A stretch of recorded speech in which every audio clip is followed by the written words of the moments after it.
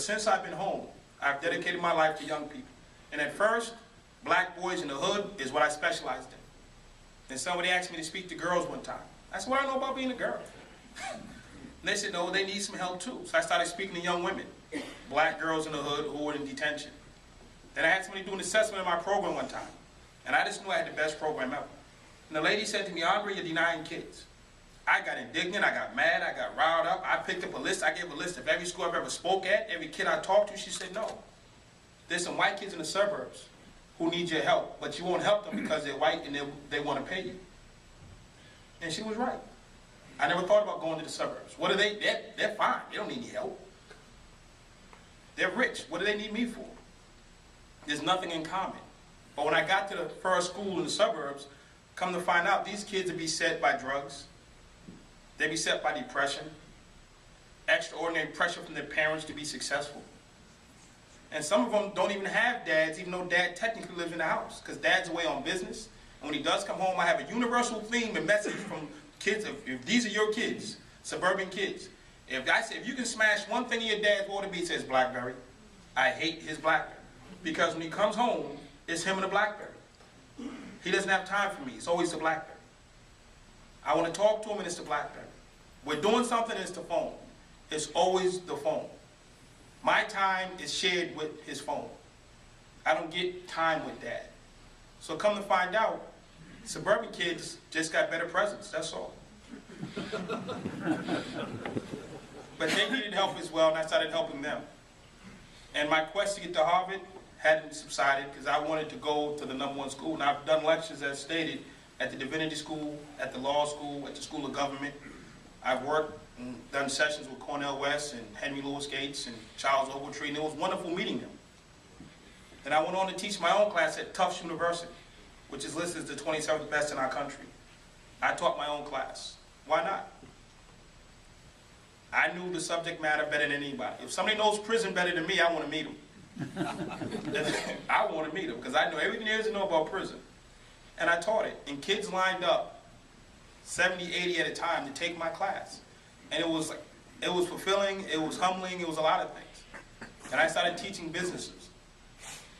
So I worked with a group called YPO, of which some of you might be members. Then WPO, then EO, and I did my first TED conference.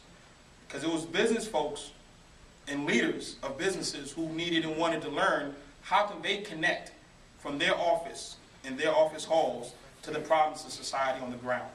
They always, I found at meeting after meeting, that they have a heart for the people who are disenfranchised. They just don't have the connection or the vehicle to reach them. So when I walk in, they'd be like, that's my vehicle.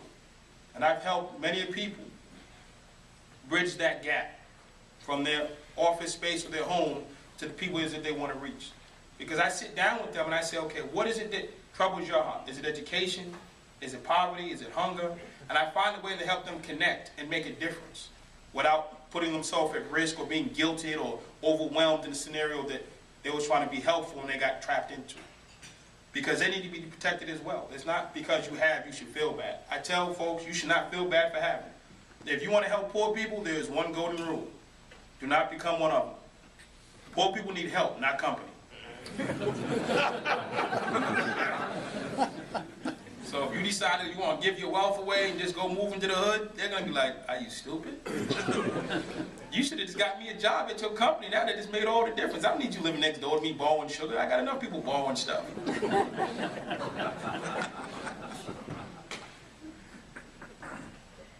But for me, it's just been a great time. As I travel around the world now, from Haiti to Australia to Sweden, yes, they have gangs in Sweden. I always get, they got gangs. Yes, they have gangs in Sweden. They have gangs all over the world. And it's my mission, it's simple, to go educate the leaders, to speak to those in need, to help their parents. And you might say, well, why should we care? What difference does it make? There are 600,000 people released from prison every year in America. And 70% go back to prison. And my math says that's roughly 400,000 new victims. People who will be raped. People who will be robbed. And unfortunately, people who will be murdered. And I say unnecessarily. If we have these 600,000 people incarcerated for multiple years, Why can't we make them better? And if I could sit next to you, a future victim of somebody who's coming home in 3 years who's going to be murdered or raped, could you say to them, I don't want to help you because I don't want to help him? There are people in this city who are going to be harmed if we don't take a stand. It's not a maybe, kind of, sort of. It's a fact. We can't act in advance while people are incarcerated, while they're in elementary school. We know where they're coming from. We don't have to wait for them to get to the high school. We know just where they're coming from. Get them in elementary where they're too big, too small to do any damage to you. You can still toss them around if they get out of line. Don't wait till they're 18 years old on the corner with a gun. Get them in fifth grade, at fourth grade, at third grade. I just did a lot of programs with the Interact Clubs of Nassau, and they're doing wonderful work. And they're trying to expand it to more inner city and pauper schools because Interact works. It definitely works. To have a member show up and chair a meeting and just show their concern. There's all the stats and research awards saying one caring adult can turn around so many lives. And you don't have to be like them. My first mentor, again, was an Orthodox Jewish rabbi, nothing like me. But he cared, and he showed up, and he was consistent. And that's what I needed. The government spent millions of dollars trying to crush me and break me. All I needed was a volunteer mentor. There wasn't really anything wrong with me. I was just misdirected. It's not to say that my crimes didn't count, and that I wasn't deserving of going to prison, because I was. And my answer to Andre, well, do you feel bad about what you've done? Of course. Well, what do? I live every day of my life to show that I deserve a second chance. And I'm earning it on a daily basis. And there's a lot of people in this community and around the world who want a second chance. Some of them just want a first chance. And with the collective wisdom that's within this room, and the committee, and the commission, and the purpose of Rotary, I'm sure that it can be solved. If somebody told me that the collective mind frame and brain power in this room couldn't solve a problem, I'd be scared. Because there's a lot of highly intelligent, high-functioning people in this room with big hearts. Because that's what Rotary is. It's not just a civic group. It's an opportunity to make a difference in the world. There's a young lady here who just came back from Argentina. You did that. She's making a difference in the world. You did that. Small and large. Everything matters. Everything counts. I want to thank you on behalf of all the people we've already helped. I want to thank you for the people that you're going to help. I came to Charlotte the first time to visit a friend about 6 years ago, and I met a local pastor, and we talked about me doing gang work, and we sat down, and he wanted to do a whole program in Hidden Valley because his church was in that area. And we had all these discussions, and he couldn't get approval from the board, he couldn't get approval from this, and sign off for that. I said, okay, and it didn't happen. 3 years later, I'm sitting home watching TV. There's a show called Gangland. And I'd be damned if they didn't show. Well, that's a bad word in North Carolina.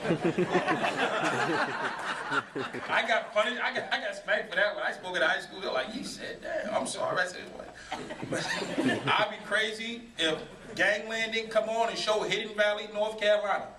And the same kids we saw in the park 4 years earlier are now holding M16, screaming, yeah, man, this is what we do. The same kids who were just looking for lunch after school are now talking about we going to the club, we popping bottles. There was a chance and an opportunity to keep Hidden Valley off of Gangland, and we missed it. We missed it. I came back last year, and I met with a group called CIS, Communities in Schools, and I did a tour. I spoke at probably 15 schools. I don't want to quote the number, but it was in the thousands of kids that I spoke to and teachers that I spoke to under the Rotary Tenement for free. It wasn't for fee. I said, you have the kids, I have the experience, let's do this. My friend that's with me today, he paid for my flight, he paid for my airfare, and he shut his business down. He drove me to every appointment. And I spoke to easily 10,000 kids in Charlotte, in Mecklenburg schools, bringing a message that there's a way and a difference. He took me to about 6 or 7 prisons throughout North Carolina and shared the same message. There's a way. Y'all need to recruit him for Rotary. Somebody needs to sponsor him. Because he's already a Rotarian, he just doesn't know it. And before I close, because I have 20 seconds, and I believe I'm going to respect your time.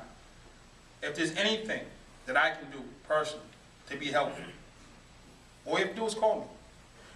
I got a real simple policy. You call me, I'll show up. I was in New York, and they said there's thunderstorms, they shut your airport down. They said, you really want to get on this plane? There's thunderstorms.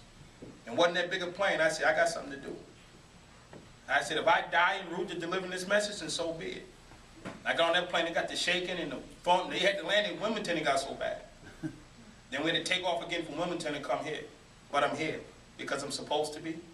It's my destiny, it's my mission, as is yours. Hopefully we can collaborate and work together and make more wonderful stories. We want Argentina, we want Haiti, we want Charlotte. We want Williamsburg, we want it all. I'm greedy. I want every child to be fulfilled. I want every adult to be fulfilled. It's a collaboration on both sides. And I didn't bring 250 business cards. I mean, I didn't want to be 250 people here. But if you need to reach me, I believe I'm on the website. You will be in the newsletter. I will be in the, it's official. I will be in the newsletter. But you can Google my name, Andre Norman, and my website and rest pops up. And if it's for your child, for your child's high school, for any city school, for anybody else, I'm willing to show up. But I always say when I do the YPO groups, please do not jump over your own kids to help kids down the street, because your kids count too. Political correctness aside, don't ignore your own in the process of helping somebody else's. Because when your kid pops up, jacked up, in problems, they're not coming over from Hidden Valley to help you. They're going to be like, what? They got money. They should have took care of that themselves. Your first responsibility is to yours.